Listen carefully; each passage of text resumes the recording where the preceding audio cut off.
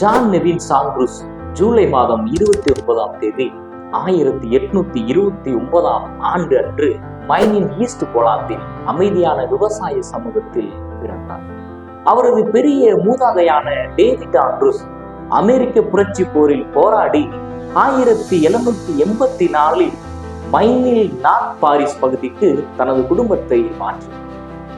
ஜானின் தந்தை Edward Andrews தனது தாத்தா பாட்டிகளுடன் 25 ஆண்டுகள் விவசாயியாக வாழ்ந்தார். பின்னர் விலோடே நகரத்தின் செல்வந்த குடும்பத்தை சேர்ந்த சாரா பட்டியலை மணந்தார்.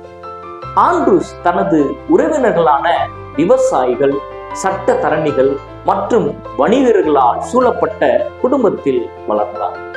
ஜானின் ஒரே சகோதரர் 1834இல் பிறந்தார். அவரது பெயர் வில்லியம். உடல் ஊனமுற்றவராக பிறந்தார். எனவே ஜான் குடும்பத்திற்கு ஒரு முக்கிய ஆதரவாளராக ஆண்ட்ரூஸ் 7வது நாள் அட்வென்ட் திருச்சபையின் தேவாலயத்தின் முதல் அதிகாரப்பூர்வ மிஷனரியாக செயல்பட்டார்.